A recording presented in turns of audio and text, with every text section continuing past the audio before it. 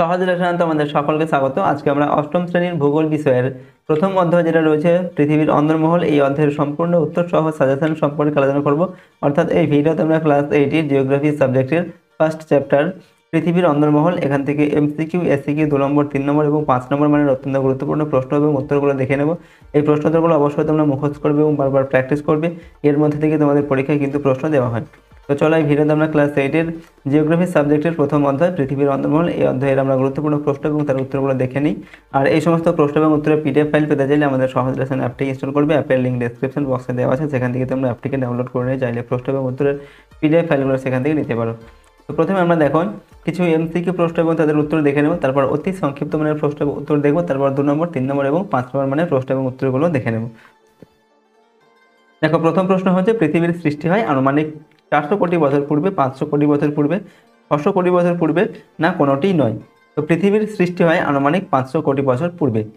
এরপর হচ্ছে ভূত্বক ও গুরুমণ্ডলের মাঝে রয়েছে গুটেনবার্গ মোহ বিযুক্তি রেখা, কলোরাডো বিযুক্তি রেখা, না কোনোটি নয়। তা ভূত্বক আর গুরুমণ্ডল এর মাঝে রয়েছে মোহ বিযুক্তি রেখা। পরের প্রশ্ন 3 নম্বর দাগে শিলামণ্ডলের গভীরতা প্রায় 60 কিলোমিটার, 80 কিলোমিটার, 100 কিলোমিটার, 120 কিলোমিটার। তো শিলামণ্ডলের গভীরতা প্রায় 100 কিলোমিটার। গুরুমণ্ডল ক্রোমিয়াম, লোহা, সিলিকন এবং ম্যাগনেসিয়াম দ্বারা গঠিত।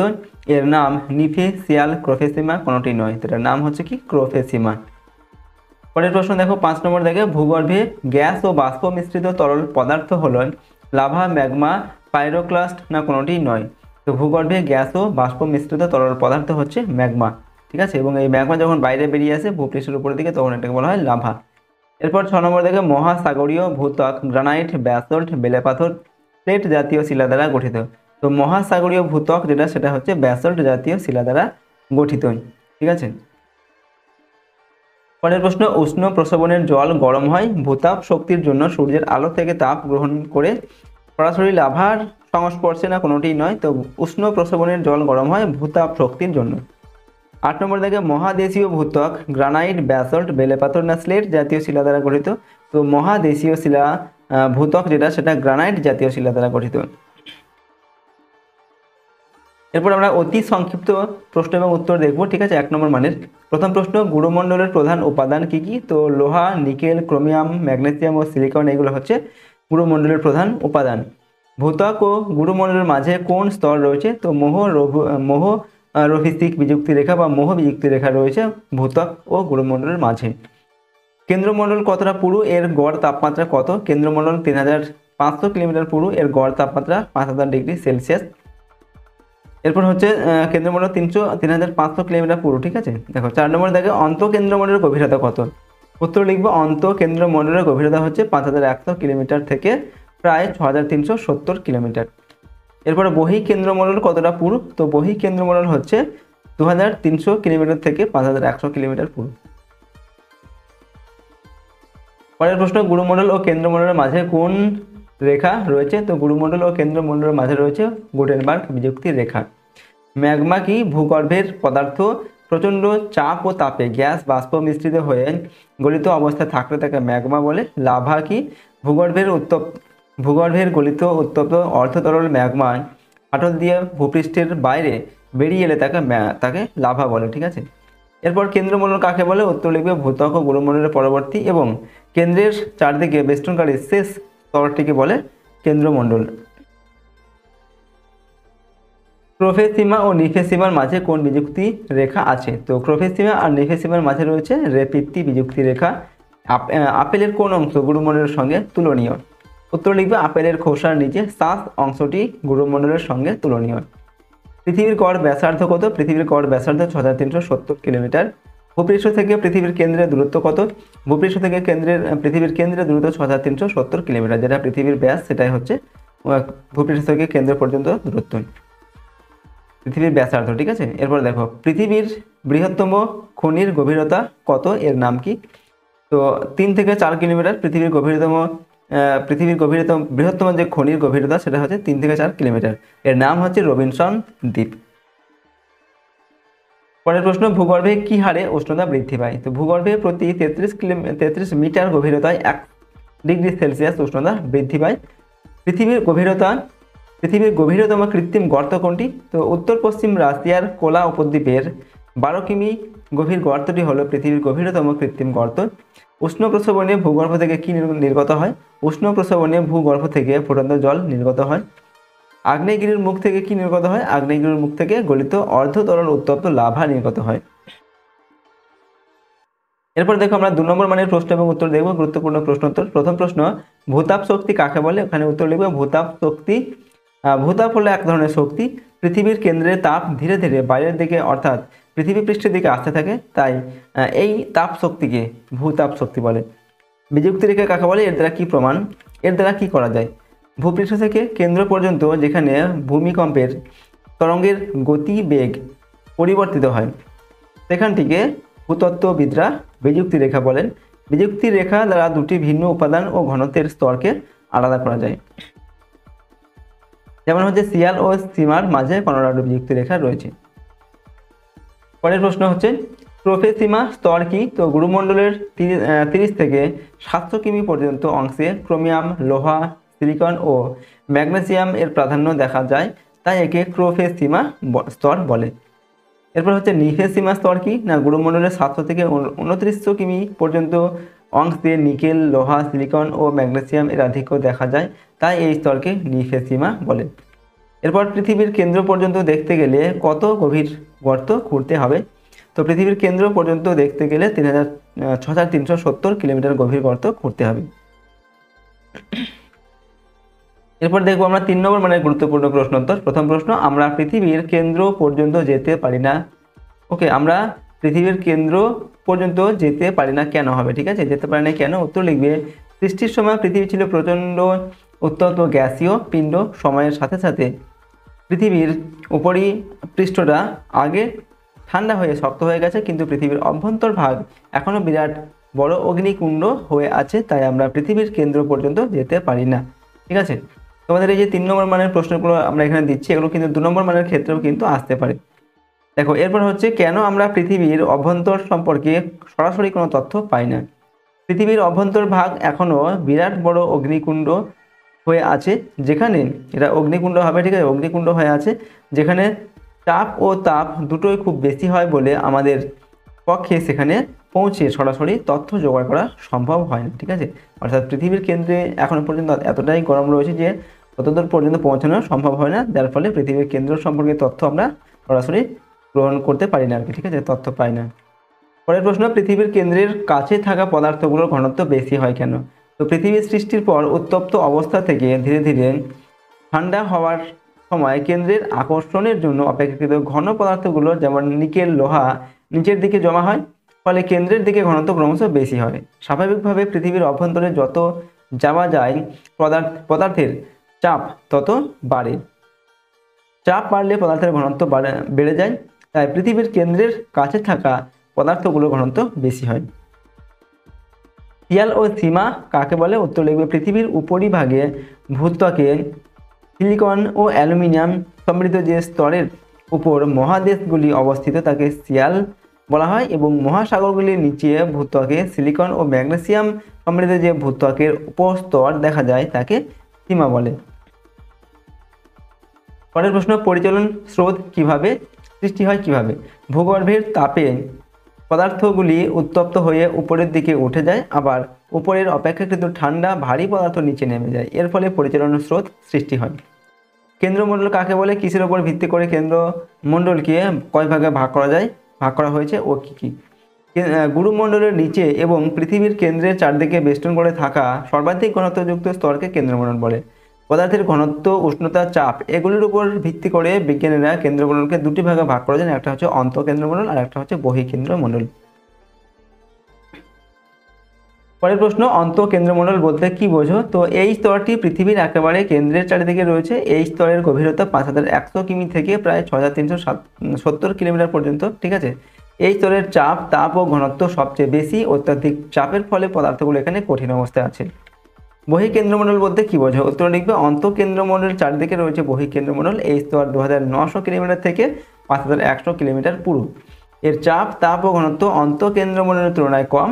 এই স্তর অর্ধ কঠিন অবস্থায় পৃথিবীর অক্ষের চারদিকে আবর্তন করে চলেছে।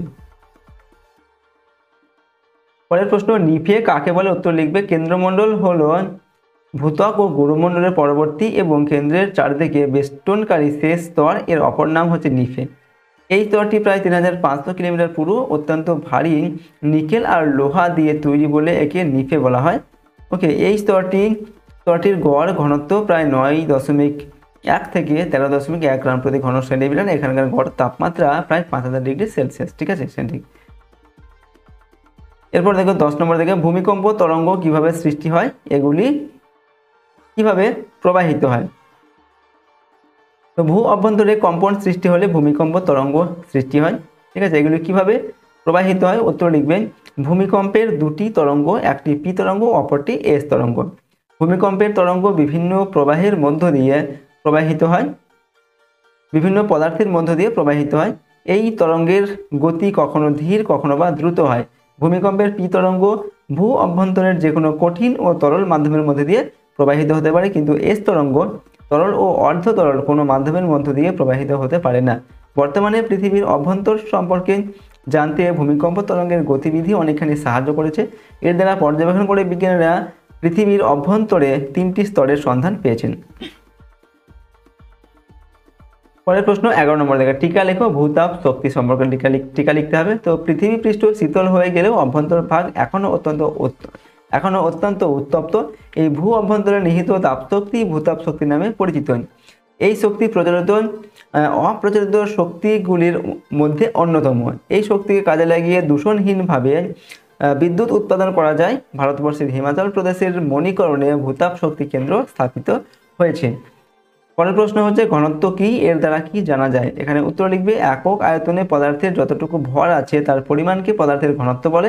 প্রতি ঘনসেমি জায়গায় পদার্থের ভর কতটা সেটাই পদার্থের ঘনত্ব, ঠিক আছে। এর দ্বারা কি জানা যায় না, পদার্থের অণু পরমাণুগুলি কত কাছাকাছি বা কত দূরে আছে তা জানা যায় ঘনত্বের দ্বারা। নেক্সট প্রশ্ন হচ্ছে 13 নম্বর দেখে পৃথিবীর যে শক্ত পিঠটার উপর আমরা আছি তার নিচে কি আছে। উত্তর লিখবে পৃথিবীর উপরিভাগ হালকা কঠিন উপাদান দ্বারা ঢাকা, যার গড় গভীরতা 30 কিলোমিটার। শক্ত পিঠটার নিচে ভূকেন্দ্র পর্যন্ত প্রতিটি পদার্থ অত্যন্ত উত্তপ্ত ও গলিত অবস্থায় রয়েছে। এরপরের প্রশ্ন হচ্ছে অ্যাস্থেনোস্ফিয়ার বা ক্ষুব্ধমণ্ডল সম্পর্কে যা জানো লেখো। ওকে, তো গ্রিক শব্দ অ্যাস্থেনোস এর অর্থ হচ্ছে দুর্বল। শিলামণ্ডলের নিচে ও গুরুমণ্ডলের উপরের অংশে অপেক্ষাকৃত কম ঘনত্বযুক্ত একটি স্তর আছে। এই স্তরটি অ্যাস্থেনোস্ফিয়ার নামে পরিচিত। এর বৈশিষ্ট্য কি না, 1 নম্বরের গভীরতা হচ্ছে আনুমানিক 300 কিলোমিটার পুরু। অত্যধিক চাপ ও তাপে এই স্থলের শিলা সান্দ্র অবস্থায় রয়েছে। সান্দ্র মানে থকথকে, ঠিক আছে, এরকম অবস্থায় রয়েছে। ভূকম্পীয় তরঙ্গ এই স্তরের মধ্য দিয়ে ধীরে প্রবাহিত হয়, ঠিক আছে। এগুলো হচ্ছে বৈশিষ্ট্য। তো দেখো এরপর আমরা কিছু 5 নম্বর মানের গুরুত্বপূর্ণ প্রশ্ন এবং উত্তর দেখব। তো প্রথম প্রশ্ন হচ্ছে পৃথিবীর অভ্যন্তরের বিভিন্ন স্তর সম্পর্কে আলোচনা করো, অথবা ভূ অভ্যন্তরের স্তর বিন্যাস সম্পর্কে আলোচনা করো, অথবা পৃথিবীর অন্দরমহল সম্পর্কে আলোচনা করো, ঠিক আছে। প্রশ্নটি কিন্তু বিভিন্নভাবে ঘুরিয়ে তোমাদের দিতে পারে। তো ভূমিকম্প তরঙ্গের গতি প্রকৃতির উপর ভিত্তি করে বিজ্ঞানীরা পৃথিবীর অভ্যন্তর ভাগকে 3টি প্রধান স্তরে ভাগ করেছেন, ঠিক আছে, যথা ভূত্বক, গুরুমণ্ডল ও কেন্দ্রমণ্ডল, ঠিক আছে। যদি তোমাদের পরীক্ষায় যে কোনো একটি স্তর সম্পর্কে আলোচনা করতে বলে, যদি বলা হয় কি ভূত্বক সম্পর্কে আলোচনা করো বা গুরুমণ্ডল সম্পর্কে আলোচনা করো বা কেন্দ্রমণ্ডল সম্পর্কে আলোচনা করো, যে কোনো যদি একটা দেয় সেক্ষেত্রে তোমরা কিন্তু সেই পার্টিকুলার সেটা লিখবে। আর যদি প্রশ্নটা এরকমভাবে দেয় যে সম্পূর্ণ অন্দরমহল সম্পর্কে আলোচনা করো, তাহলে তোমরা 3টি কিন্তু লিখবে, ভূত্বক, গুরুমণ্ডল এবং কেন্দ্রমণ্ডল, ঠিক আছে। তো পরপর আমরা আলোচনা করব ভূত্বক, গুরুমণ্ডল এবং কেন্দ্রমণ্ডল সম্পর্কে। প্রথমে লিখব ভূত্বক সম্পর্কে, ঠিক আছে। পৃথিবীর সবচেয়ে উপরের কঠিন অংশকে ভূত্বক বলে। ভূত্বকের প্রধান বৈশিষ্ট্যগুলি হলো 1 নম্বর মহাদেশ ও মহাসাগর অনুসারে ভূত্বককে 2 ভাগে ভাগ করা হয়, যথা মহাদেশীয় ভূত্বক আর হচ্ছে মহাসাগরীয় ভূত্বক। 2 নম্বর হচ্ছে মহাদেশীয় ভূত্বকে প্রধানত সিলিকা ও অ্যালুমিনিয়াম খনিজের প্রাধান্য দেখা যায় বলে একে শিয়াল বলে। আর মহাসাগরীয় ভূত্বকে প্রধানত সিলিকা ও ম্যাগনেসিয়াম খনিজের প্রাধান্য দেখা যায় বলে একে সীমা বলা হয়। 4 নম্বর বৈশিষ্ট্য ভূত্বকের গড় গভীরতা প্রায় 30 কিলোমিটার, ঠিক আছে, ভূত্বকের। এরপর আমরা লিখবো দেখো গুরুমণ্ডল সম্পর্কে, ঠিক আছে। ভূত্বকের নিচের স্তরটি গুরুমণ্ডল নামে পরিচিত। গুরুমণ্ডলের বৈশিষ্ট্যগুলি হলো 1 নম্বর গুরুমণ্ডলের বিস্তার প্রায় 2900 কিলোমিটার পর্যন্ত, ঠিক আছে। গুরুমণ্ডলের উষ্ণতা 2000 থেকে 3000 ডিগ্রি সেলসিয়াসের মতো। আর গুরুমণ্ডলের গড় ঘনত্ব হচ্ছে প্রায় 3.4 থেকে 5.6 গ্রাম প্রতি ঘন সেন্টিমিটার। 4 নম্বর, গুরুমণ্ডলে প্রধানত ক্রোমিয়াম, লোহা, সিলিকন ও ম্যাগনেসিয়াম খনিজের প্রাধান্য লক্ষ্য করা যায়। 5 নম্বর বৈশিষ্ট্য, গুরুমণ্ডলকে দুটি প্রধান স্তরে ভাগ করা যায়, যথা প্রোফেসিমা ও নিফেসিমা। ঠিক আছে, 30 থেকে 700 কিমি গভীরতা পর্যন্ত বিস্তৃত গুরুমণ্ডলের যে অংশটিতে মূলত ক্রোমিয়াম, লোহা, সিলিকন ও ম্যাগনেসিয়াম খনিজের প্রাধান্য লক্ষ্য করা যায় তাকে প্রোফেসিমা বলে। আর 700 থেকে 2900 কিলোমিটার পর্যন্ত বিস্তৃত অংশটি নিফেসিমা নামে পরিচিত, কারণ এই স্তরে নিকেল, লোহা, সিলিকন ও ম্যাগনেসিয়ামের আধিক্য লক্ষ্য করা যায়। ওকে, এরপর দেখো আমরা লিখব কেন্দ্রমণ্ডল সম্পর্কে। ভূ অভ্যন্তরের সর্বনিম্ন স্তরটি বা পৃথিবীর কেন্দ্রকে বেষ্টন করে রয়েছে তাকে কেন্দ্রমণ্ডল বলে। ঠিক আছে, কেন্দ্রমণ্ডলের বৈশিষ্ট্যগুলি হচ্ছে: 1 নম্বর, কেন্দ্রমণ্ডল গুরুমণ্ডলের নিম্ন স্তর অর্থাৎ 2900 কিলোমিটার থেকে 6370 কিলোমিটার পর্যন্ত বিস্তৃত। 2 নম্বর, এই স্তরটি প্রায় 3500 কিলোমিটার পুরু। এই স্তরটি মূলত নিকেল ও লোহা দ্বারা গঠিত বলে একে নিফেসিমা বলে। আর 4 নম্বর বৈশিষ্ট্য, কেন্দ্রমণ্ডলের গড় উষ্ণতা প্রায় 5000 ডিগ্রি সেলসিয়াস। 5 নম্বর বৈশিষ্ট্য হবে গড় ঘনত্ব প্রায় 9.1 থেকে 13.1 গ্রাম প্রতি ঘন সেন্টিমিটার। 6 নম্বর, কেন্দ্রমণ্ডলটি দুটি স্তরের সমন্বয়ে গঠিত, একটা হচ্ছে বহিঃকেন্দ্রমণ্ডল এবং অন্তঃকেন্দ্রমণ্ডল। 7 নম্বর, বহিঃকেন্দ্রমণ্ডলের বিস্তৃতি হচ্ছে 2900 কিলোমিটার থেকে 5100 কিলোমিটার পর্যন্ত এবং এই স্তরটি তরল অবস্থায় রয়েছে। অন্তঃকেন্দ্রমণ্ডলের বিস্তৃতি 5100 কিলোমিটার থেকে 6370 কিলোমিটার পর্যন্ত, এই স্তরটি কঠিন অবস্থায় রয়েছে। ঠিক আছে, তো এইগুলো হচ্ছে কেন্দ্রমণ্ডলের বৈশিষ্ট্য। তো দেখো, আজকের এই ভিডিওতে আমরা তোমাদের ক্লাস 8 এর প্রথম যে অধ্যায় রয়েছে ভূগোল বিষয়, এই প্রথম অধ্যায়ের আমরা সমস্ত রকমের গুরুত্বপূর্ণ প্রশ্ন এবং তাদের উত্তর সম্পর্কে আলোচনা করলাম। প্রতিটি প্রশ্ন তো অবশ্যই তোমরা কিন্তু বারবার করে প্র্যাকটিস করবে।